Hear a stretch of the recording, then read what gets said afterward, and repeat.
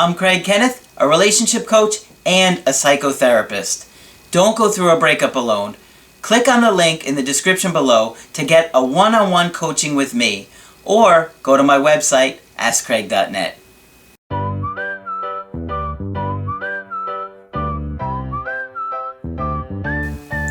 Hi there, I'm Coach Kenneth, and in this video I'm going to be talking about this breakup is killing me. So, you're going through a breakup and you are probably absolutely miserable, and I can completely understand. I know what it's like. I've been in your shoes. It's really tough. You can't eat, you can't sleep, you can't focus on anything. You feel like you're lost, confused. You just feel like you're dying inside. And to me, going through a breakup is one of the hardest things that you can go through. And, you know, I explain this in a lot of my videos, but it's so important to understand that the reason that breakups feel like death is because of the way we are wired as human beings. We are wired to connect with other people. And this is, something that's in us from at birth. When we're infants, around, 3 months old, we start to really connect with our caregivers and bond with them.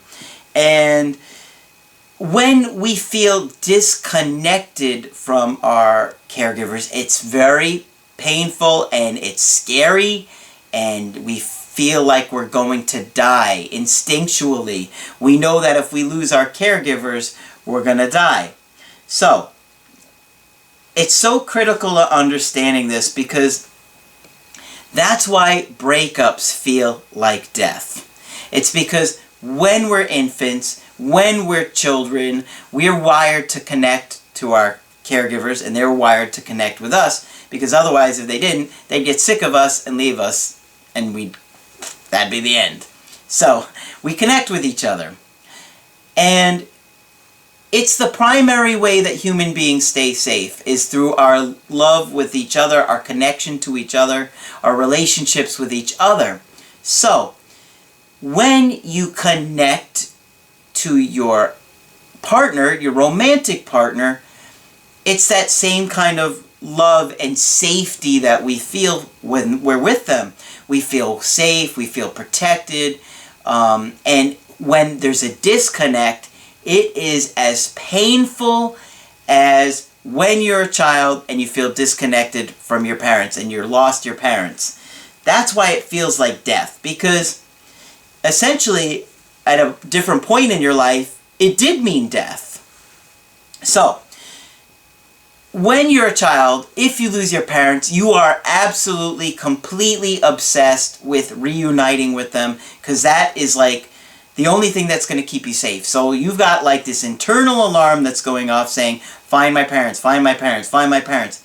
And you can't do anything else until you find your parents, you reconnect with them, and that's it. You bond with them again and you feel safe again. That is the same feelings we get during a breakup. They break up with us, and it's, I have to get them back. I have to get them back. I have to get them back. If I don't get them back, I'm going to die. I'm going to die. I can't take this. And you can't soothe yourself. The alarm is going off. You've got all kinds of chemicals being released in your body that's causing you stress. And it's causing you this obsessive thoughts, these non-stop intrusive thoughts over and over again. So that's why it's going on. And I think that there's another part to that too, which is, if you lose your mate, it decreases the chances of you passing on your genes. So I think that there's also that in play there, that, it's this feeling of safety, and it's this feeling of, oh my God, if I lose my mate, then I can't pass on my genes, and that's a big drive that human beings have, right? So, I have 2 emails today. And the first one is from a guy that just started working with me. He did an email coaching with me and a Skype coaching with me. And I thought it would be nice for you guys just to know somebody's thoughts and feelings about our initial Skype together. For you that haven't done a Skype with me yet and have been maybe thinking about it, so this is what they said. And he said, I would highly recommend Craig Kenneth. He gave me a lot of insight about the different attachment styles. My session with him motivated me to do further reading and research as to what this means and how I could benefit from learning my own style. In society, there are certain things we don't pay close enough attention to in regards to relationships. Craig is actively trying to shed light on this so that people can try to find a supportive, loving partner to spend their life with. Overall, we had a very productive Skype session. So, I thought that maybe just be a little helpful to you guys to know. These are, from people that have worked with me, because I really do love this. I really do want to help you guys, and I'm here for you. Okay? So all you got to do is sign up for the Skype coaching or the email coaching, whichever option works best for you. Because I know what it's like to go through that breakup, and I know what it's like not to have the answers and to just feel lost and confused. And, I used to drive my friends and my family crazy, and they were amazing for support. They were truly wonderful, and I was so lucky to have them. Now, the information that they gave me, very conflicting, confusing, and it hurt my chances of, working things out with my ex. And that is what I really want you guys to think about is, if you take this advice from people that don't understand what they're saying, and they're giving it with their best intentions, it really can ruin maybe the only chance that you get to try and work it out. So, if you don't want to work with me, I really do encourage you to find at least a good clinician in your area to open up and talk to. And, a lot of them obviously don't have any interest in breakups. That's not really their area of expertise. But, find whatever works best for you, okay? I have a second email from a woman who's having a very difficult time right now, hence the title of the video. And I know a lot of you guys are having a really difficult time, and you're going to have good days, and you're going to have bad days, and you're going to have moments where all of a sudden you get this huge wave of anxiety that comes over you, and you just feel completely lost. You don't know how to soothe yourself. You don't know how to calm down. It's normal. It's part of what we go through during a breakup. So let me just go ahead and get into this email. She says, "Hey Craig, man, you have been a lifesaver. My fiance broke up with me about 2 months ago. I was absolutely shocked and devastated." We've been there, right? "He kept saying he wanted space and that I was too needy. I had no idea what he meant." I can relate with that. Because I have an anxious attachment style growing up, I didn't realize that people needed space in a relationship, because for me, space means abandonment. Space isn't a good thing. Space means somebody's going to leave me. And so, when I had partners that would want space, I didn't understand that. And one day I was just like, oh, what? And it just clicked. For me, everybody's different. I'm a little slower than everybody, I guess. What can I say? So, she says, "I was absolutely shocked and devastated. He kept saying he wanted space and that I was too needy. I had no idea what he meant. I love him very much, so I came online looking for advice on how to get him back. I followed 3 or 4 breakup coaches before I came across you. My God, the difference was night and day. You, sir, have completely transformed my life, sir." You see that? I'm a sir. "I noticed you are not wearing a wedding ring. How is this possible? I'm sure every woman you know must be chasing you." Well, not every woman. Just the ones that have poor eyesight and like corny jokes. Thank you for the kind words. Man, how did you know? Look at that. Sneaky, sneaky. Look at that. Looking to see if I had a ring on. I have to admit, I look forward to your videos every day, and sometimes it's the only thing that gets me through a difficult day. You sometimes have me laughing and crying at the same time. Well, now you just sound like we've dated before and you're one of my exes. You're laughing and crying at the same time. Oh man, that sounds like my love life. I'm just kidding. Thank you for those kind words. She says, I'm having a tough time here. I have never hurt so badly in my entire life. I feel like this breakup is killing me. I can't eat. I can't sleep. I can't concentrate. My emotions are all over the place. I'm angry, scared, hurt, and confused. Nothing makes me feel better. Sometimes I just binge on your channel like Netflix. It really does help soothe me, so thank you for that. I'm looking forward to our Skype session next week. I was wondering if you could maybe talk about what some of the things people are thinking when they break up with someone. I know you can't read minds, but I thought you might have some good ideas. All right.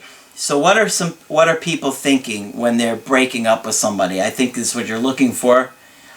Well, I think oftentimes it's not an easy decision. People are conflicted, they're confused.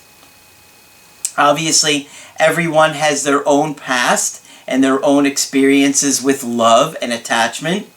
And, you know, obviously, like I talk about, that early bond that we form with our caregivers and the attachment we form with them has a real major impact on the blueprint that we have for love and for what love is like for each of us, right?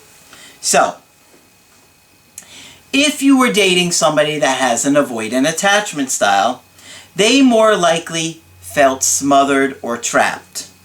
And they felt too close to you, so they wanted space. So they pushed you away, and they looked for reasons to push you away. Sometimes they're legitimate, sometimes they can't deal with it. They don't want to think about it. And that's the thing about the people that have an avoidant attachment style. They don't want to talk about things, they don't want to deal with things.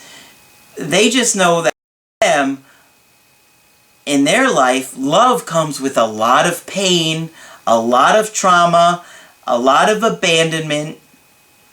So when they feel too close to somebody, they feel like, I gotta get away. It's an instinct, it's a reaction. That's what they're going through.